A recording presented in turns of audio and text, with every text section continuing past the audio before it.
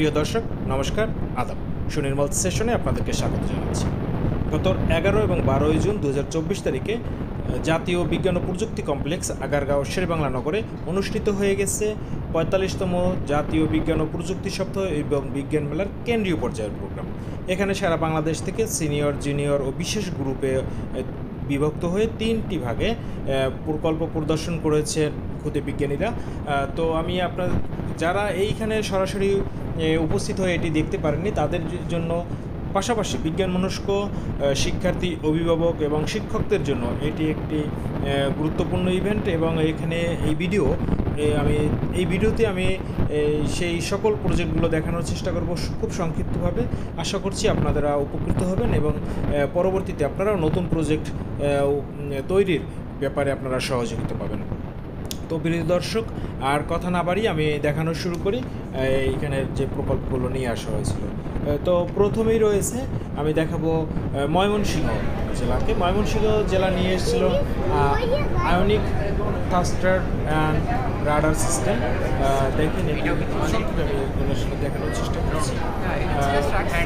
এরপরে রয়েছে জামালপুরের জেলা থেকে নিয়ে এসছে automatic rail line security system,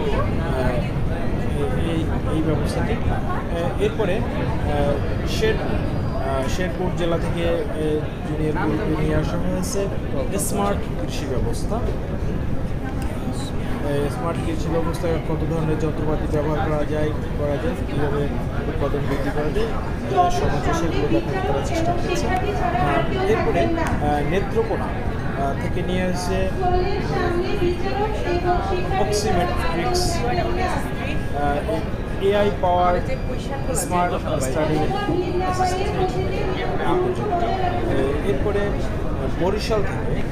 Barishal জেলা থেকে নেওয়া হয়েছে কৃষি স্বয়ংক্রিয়করণ এই ব্যবস্থা, যেটিও আসলে খুবই গুরুত্বপূর্ণ। এরপরে রয়েছে পটুয়াখালী জেলা থেকে নিয়ে আসা হয়েছে তারবিহীন বিদ্যুৎ সরবরাহের একটি প্রজেক্ট, আসলে চমৎকার উদ্ভাবন। এরপরে রয়েছে ভোলা জেলা থেকে অটো সোলার ট্রেকার। এই ব্যবস্থাটিও আমাদের বিদ্যুৎ সাশ্রয়ে অনেক গুরুত্বপূর্ণ ভূমিকা রাখছে। এরপরে রয়েছে পিরোজপুর জেলা থেকে শেখ মুজিব স্মার্ট সিটি। একটি স্মার্ট সিটিতে কী হতে পারে, কী থাকা প্রয়োজন, কীভাবে নিরাপত্তা ব্যবস্থা ইত্যাদি বিষয় নিয়ে তুলে ধরেছে। এরপরে ঝালকাঠি জেলা থেকে আনা হয়েছে ইকো পারফর্মার চাঁদপুরের এনার্জি সলিউশন। পিরোজপুরের মানুষ খুবই গুরুত্বপূর্ণ আসবো বিষয়, যেটা বর্জ্য ব্যবস্থাপনা করা যেতে পারে এবং সেখান থেকে বিদ্যুৎ সরবরাহ করা যেতে পারে। এটা বরগুনা জেলা থেকে নেওয়া হয়েছে স্মার্ট সিটি অ্যান্ড ভিলেজ। এটিও গুরুত্বপূর্ণ এই মুহূর্তে আমাদের স্মার্ট বাংলাদেশ তৈরি করার জন্য এই স্মার্ট সিটি এবং ভিলেজ হওয়া প্রয়োজন। এরপরে হচ্ছে চট্টগ্রাম জেলা, সেখান থেকে আনা আসছে advance gas leakage detector with automatic fire extinguisher. Chittagong কোন স্কুল? এটা গুরুত্বপূর্ণ আগুনের যে বিপদ সেখান থেকে আমরা রক্ষা পেতে লাগবে। এরপর কুমিল্লা থেকে নেওয়া হয়েছে লাইফাই, অর্থাৎ লাইভ পিডিলি। তারপর রাঙ্গামাটি থেকে নেওয়া হয়েছে স্মার্ট রোবোটিক ওয়ার্ল্ড।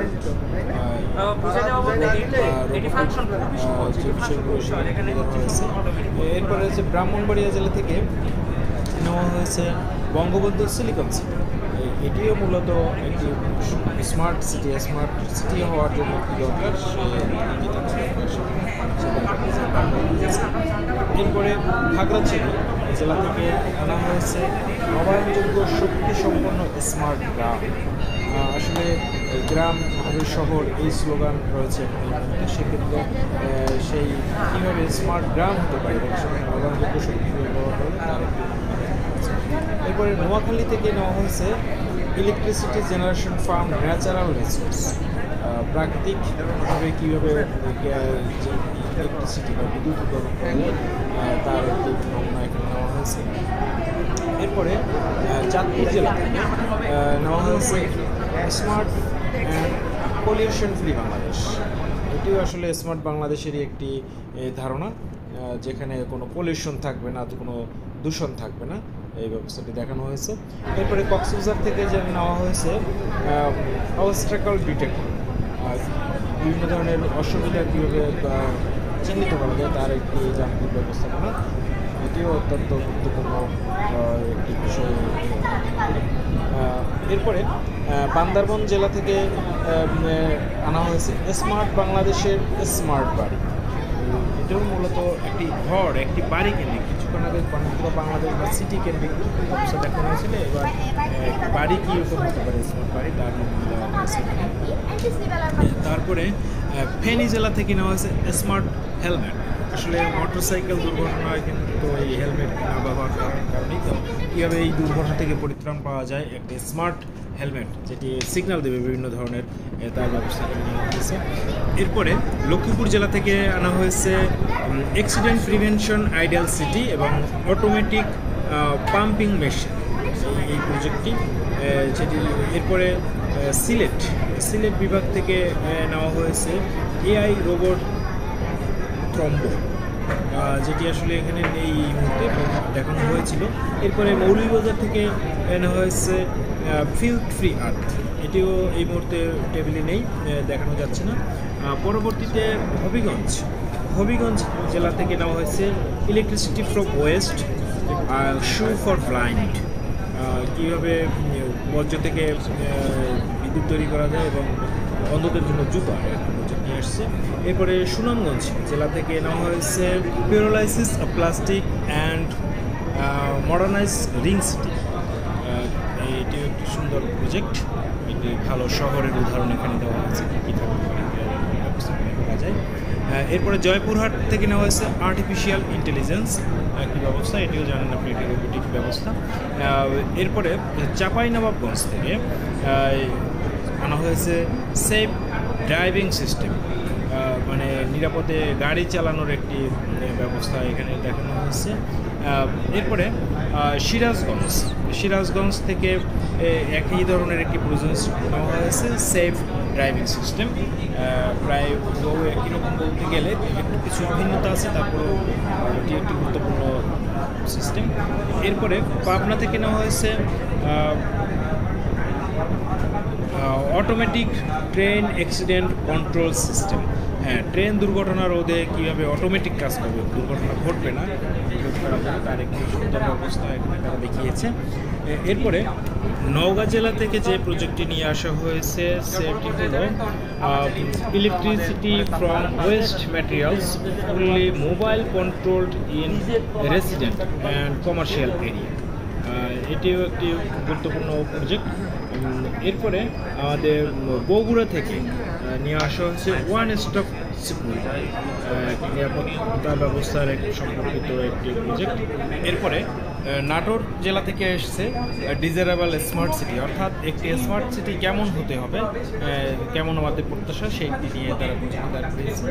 এরপরে রাজশাহী জেলা থেকে নিয়ে আসা হয়েছে IoT base smart feeding system and farming, এটিও চমৎকার একটি প্রজেক্ট, খামার যারা করেছেন তাদের জন্য গুরুত্বপূর্ণ।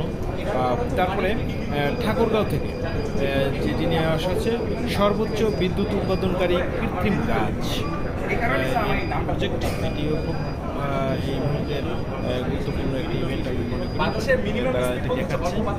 তারপরে রয়েছে পঞ্চগড়, এখান থেকে স্মার্ট বাংলাদেশ প্রজেক্ট যার কারণ হয়েছে, সেটি আসলে স্মার্ট বাংলাদেশ কীভাবে হতে পারে, কেমন হতে পারে, তারই আসলে ধারণা এখানে।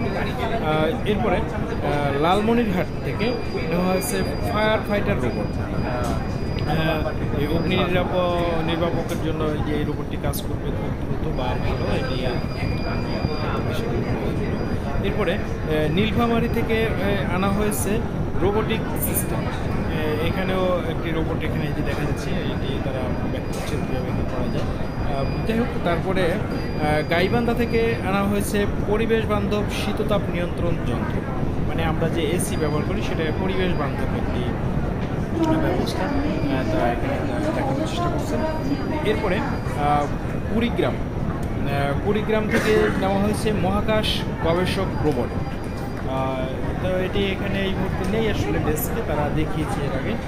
যাই হোক, তারপরে দিনাজপুর থেকে আমাদের যে প্রজেক্টটি নেওয়া হচ্ছে সেটি হচ্ছে সিকিউর হোম উইথ আইওটি। আসলে আইওটির ব্যবহারটা বেশ ভালো করে এখানে দেখানো হচ্ছে, অনেকগুলো প্রজেক্ট এই আইওটি বেসড করা হয়েছে। এরপরে রংপুর থেকে নেওয়া হচ্ছে আওয়ার ডেভেলপমেন্ট, অর্থাৎ বাংলাদেশে যতগুলো উন্নয়ন সাধিত হয়েছে তার নিয়ে তারা একটা। এরপরে গাজীপুর থেকে যে প্রজেক্টটি নেওয়া হয়েছিল সেটি হচ্ছে নবায়নযোগ্য শক্তির যথাযথ ব্যবহার, যদিও এই মুহূর্তে এটি টেবিলে নেই। এরপরে কিশোরগঞ্জ থেকে প্রজেক্টটি নেওয়া হয়েছে, সেটি হলো বায়ু দূষণ রোধ করার উপায়। তো বায়ু দূষণ রোধ করার বিভিন্ন আধুনিক উপায় নিয়ে তারা প্রজেক্টটা দেখিয়েছে। এরপরে টাঙ্গাইল জেলা থেকে নেওয়া হয়েছে smart save and secure home, যদিও এটি টেবিলে নেই। এরপরে রয়েছে ফরিদপুর থেকে দেওয়া হয়েছে মানব জীবন নিরাপত্তাকারী প্রকল্প, এখানে মানুষের জীবন সেভ করতে পারে এমন কিছু বিষয় নিয়ে তারা বলেছে। এরপরে মানিকগঞ্জ থেকে নেওয়া হয়েছে high profit low cost from a small public settlement, এই প্রজেক্টটি এটি তারা ব্যাখ্যা করেছে। এরপরে আমাদের মুন্সিগঞ্জ জেলা থেকে নেওয়া হয়েছে গ্যাস ডিটেক্টর, অর্থাৎ গ্যাস লিকেজ হলে বা কোনো বাড়ি সাবাড়ি বা যেখানে কোনো সহজেই তারা এটিকে ফাইন্ড আউট করতে পারবে, এটি তারা দেখাচ্ছে। এরপরে নরসিংদী থেকে নেওয়া হয়েছে পরিকল্পিত নগর, একটি সুন্দর নগরী গড়তে কী কী পরিকল্পনা প্রয়োজন, কী কী জিনিস থাকা উচিত, সেই বিষয়গুলো তারা আসলে এখানে ফুটিয়ে তুলেছে এই নরসিংদী। এরপরে গোপালগঞ্জ থেকে নেওয়া হয়েছে কার্বন পিউরিফিকেশন সিস্টেম, আসলে এটিও তাদের এখানে ডেস্কে নেই এই মুহূর্তে। যাই হোক, তারপরে শরীয়তপুর থেকে নেওয়া হয়েছে fire fighter robot, piezo electric generator hydrogen solar cell, এই সিস্টেমটি তারা এখানে দেখিয়েছে, দুটি প্রজেক্ট। এরপরে নারায়ণগঞ্জ থেকে নেওয়া হয়েছে elderly care and medicine reminder, এটি আসলে আমাদের যে বয়স্ক যারা রয়েছেন তাদের জন্য অত্যন্ত গুরুত্বপূর্ণ একটি প্রজেক্ট হতে পারে, বা এটি আমার ক্লিনিকে ব্যবহার করা যেতে পারে। এরপরে রাজবাড়ী থেকে নেওয়া হয়েছে গৃহ নিরাপত্তা বিষয়ক কিছু টুলস, এখানে তারা ব্যবহার করার বিষয়গুলো দেখানো হয়েছে। এরপরে মাদারীপুর থেকে নেওয়া হয়েছে মডার্ন হাউস, মানে আধুনিক বাড়ি বা আধুনিক ঘর কেমন হতে পারে তার একটি ব্যবস্থা এখানে দেখানো হয়েছে। এরপরে আমাদের ওই খুলনা জেলা থেকে নেওয়া হয়েছে স্মার্ট হোম, যদিও এই একই রকম দুটি প্রজেক্ট হওয়ার কথা, কিন্তু এটি তাদের টেবিলে নেই এই মুহূর্তে। এরপরে রয়েছে বাগেরহাট থেকে রয়েছে দূষণমুক্ত নগরী, যদিও সেটিও এই মুহূর্তে তাদের টেবিলে নেই। এরপরে রয়েছে যশোর থেকে নেওয়া হয়েছে সুস্থ পরিবেশ সুস্থ জীবন, এমন একটি প্রজেক্ট যেখানে পরিবেশ কীভাবে সুস্থ রাখা যায়, সুন্দর রাখা যায় এবং তার ফলে আমাদের জীবন কত সুন্দর থাকে সেটি তারা ব্যাখ্যা করেছেন এখানে। সাতক্ষীরা থেকে নেওয়া হয়েছে রোবোটিং হেল্প ইন ট্রেন্ড, একটি মানুষের জন্য রোবট কীভাবে হেল্প করতে পারে তার একটা এখানে ব্যবস্থা তারা ফুটিয়ে তুলেছেন এখানে। এরপরে ঝিনাইদহ থেকে নেওয়া হয়েছে স্মার্ট ভিলেজ, ঝিনাইদহ থেকে নেওয়া হয়েছে স্মার্ট ভিলেজ, একটা স্মার্ট ভিলেজে কী কী থাকতে পারে, কী কী দিয়ে একটি সুন্দর গ্রাম তৈরি করা যায় সেই বিষয়টি তারা এখানে ব্যাখ্যা করেছেন। এরপরে কুষ্টিয়া থেকে নেওয়া হয়েছে স্মার্ট ইভিএম এবং ডিজিটাল রোবট, তো তারা এই দুটি ব্যবস্থা এখানে তুলে ধরেছেন।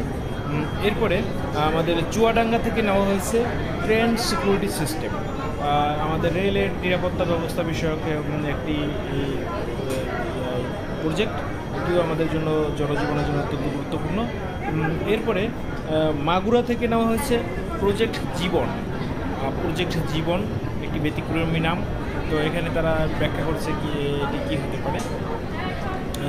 তারপরে ঢাকা থেকে নেওয়া হয়েছে মায়োইলেকট্রিক প্রস্থেটিক বায়োনিক হ্যান্ড, এটি ছিল ঢাকার প্রজেক্ট। তো প্রিয় দর্শক, আপনারা নিশ্চয়ই এই জুনিয়র গ্রুপের 62টি জেলার উপস্থাপনা দেখলেন।